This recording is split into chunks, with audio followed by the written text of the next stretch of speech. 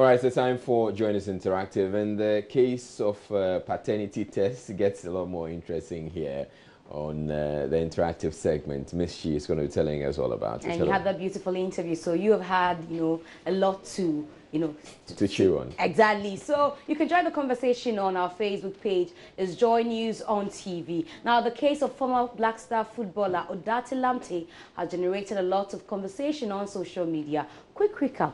He and his ex-wife had a messy divorce where it emerged that none of the 3 children they had together were his biological children. Now, Odate was recently interviewed and he ended with a piece of advice to all men. Go get a paternity test done. We had to ask, if you were a husband, would you have a paternity test done? And if you were a wife, how would you feel if your husband asked for a test?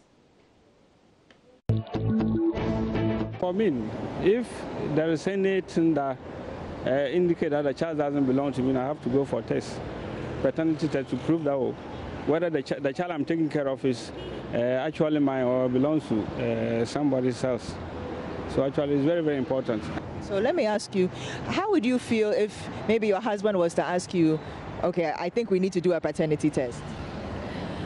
Oh, I'll feel bad because I haven't done anything. I have not cheated him before, and I don't know what he also might think of me, so I will feel very bad. Will you still do it? No. Well, I don't believe it will ever happen, but if someone should ever challenge my authority over my children, like as in comes to say that before marriage I was dating your wife or something, I'll do a lot of calculations. If it is close to the age of my child, then perhaps I would want to, but my wife is faithful, so there wouldn't be any such situation. That one is very, very important. It's very important. Some women are not trusted, especially those get pregnant before getting married. Okay, so you heard that? Exactly. Especially those that get pregnant before you get married. Reiterated what you asked the counselor when she came in here. So I don't need to ask you this question, Well, I don't have anything to worry about. Exactly the reason I don't have to ask you a question. Okay, let's get on to Facebook. Cecilia Wilson says, if you're a woman and honest, why should you be afraid? Men should run to do these tests. It is about time wicked women are disgraced. Why should you give someone's child to another man? It is a disgrace to any woman who has secretly done this and thinks she will never be found. My only worry is that really the test, is it really 100% accurate? It is really close, yes, to a fair degree. Anum Kojo says, it all depends on your marriage life, on your marriage life. Footballers' marriage life is different from teachers or bankers. Moreover, those celebrities are bound to experience such misfortune since they are attracted to beautiful women who love their money and fame and not the person. Williams Campbell Kwesi says, many are not with their real fathers. And there are 4 replies. And then MK Jr. says, nigga, you blast. Wow. Robert Jacka says, example, Williams Campbell. And then Williams Campbell comes back and says, Robert Jacka, start to watch your father in face well. If you don't see any similarities, call me. And then Nanaba Kofi also says, yes, I will, especially my firstborn. And Cecilia Wilson comes in. Someone did a test to enable him send the children to US. The 2nd and 4th were not his. So he took the 1st and the 4th away and divorced the woman. Women should learn not to do this dirty thing. If you don't like the man, move on. I'm sure that's what you want to say. Nanaba Kofi says, this normally happens if they are not together, but firstborn babies are always my suspects, especially to those who marry after knowing themselves within half a year. And Cecilia Wilson says, so Dante married the wife before getting babies, but all 3 are not his. This is sheer wickedness. I'm a woman, but here women who do that, but hate women who do that. What they forget is there is nothing hidden which will not come to light one day, no matter the duration. And I see this says exactly, but Brian Jeremiah says, in fact, okay, so there's a comment there. So, in fact, the way things are going in marriages these days, paternity test is now a must for every man. Odate's case is just one out of the millions. Marriage, the most valuable and respected institution in the past, has lost its value because people now have different meaning to marriage. Now, a study conducted by the Finnish researchers has shown that children who grew up in deprived households run the risk of having heart failure in adulthood. Now, heart failure is a progressive condition, means the heart isn't pumping as well as it should. This causes fatigue and shortness of breath and can make everyday activity difficult to carry out. Their findings showed that kids from poor families were more likely than richer children to have an enlarged, poorly functioning lower left heart chamber, and it's a sign of heart failure. 3 decades later, we went out to the streets of Accra to find out whether you agree with this research or not. Like, everybody is shaped up by like the environment we grow up in. So because of like such things, and then a lot of like, poverty brings a lot of things like maybe divorce and all those kind of things. And even hunger too is a key. And then financial aspect too is a key. So these things are all factors to it. So if you put it together, it affects the health of such people like coming up in poverty homes.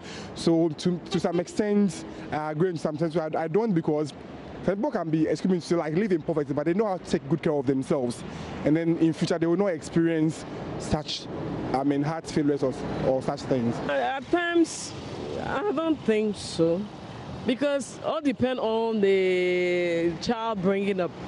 Even some parents are very poor, but they take care of their child, and those who are rich, sometimes they have the problem with their child upbringing. So it's 50-50. So I guess a lot of people won't agree with this research. Okay, so let's get on to Facebook now. And the research the research may hold in Finland, but in Africa it is all about most people who die of humongous sickness like cardiac arrest, mild stroke, blood pressure, kidney failure, people who come from good homes, but because of greed and quest enrich themselves at the expense of the suffering masses, and they get those sicknesses in return. Judicious Drew Eric says, another research again. Last time it was on fufu, and recently it was kakro, but now it's on children. I think they should come again, because I don't think far. I'm just waiting for a day they will tell us to stop using water for cooking, because fishes have sex in the water and it can cause cancer. Usupoku says, it might be true, because poverty itself is a disease. Parents of such children always pass their frustrations and anger on to them, which may live after them throughout their lives. And Prince Nuruddin Bamiya said, I guess these findings lack scientific basis and need more clarification.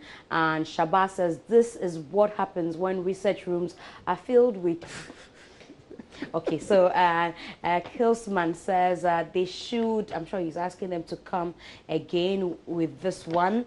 They should come to Ghana, and they will see that those kids are healthier and stronger than the so-called modern day kiddies. And the person that did this research must be having heart failure. So those are some comments. So in this high-speed world, there are many items that have become essential for living. Today we are asking you, what is that one item of technology that you cannot live without? Mobile phone. Because I carry it around every day, and I do much more things with my phone than with any other device, so my phone. Earpiece. I can't live without my earphones or earpiece, yeah. I think that's it. With my phone, yeah. Because phone tells me access my documents and everything. Yeah, alongside with the laptops and the tabs and all stuff. But I really want to do with phone. It's a phone, yeah, it's my phone, yeah. It's portable, and you can access social media on it very easily. So I guess social media is the biggest for us, so all of us can't do without our phone. And everybody else is talking about that. Judicious Odro says, I can say my phone, because it says has my communication, Bible, dictionary, my bank accounts, game player, my music clock, etc. So without it, I'll be lonely. By Jeremiah says my mobile phone, it provides other basic services of technology with the exception of fresh air, cold water. Desmond Oakley says it's obvious, my phone, data bundle, and internet. With this, I'm okay for the rest of my life. Really? Albert says, I cannot live without my mobile phone. I'm so addicted to it that if I'm sleeping, I even place it beside me. And Yabwa Solomon says that, but I would choose the mobile phone. And my mobile phone says Prince Nuruddin Baumia. Sana Mohammed said mobile phone. So a lot of people are talking about their mobile phones. My mobile phone is everything, my internet, my companion, says Kute. And Klinsman said, obviously, it's my cell phone, mobile phone and laptop. Laptop, I guess. So it's a lot of people are talking about their handsets because of internet access. So,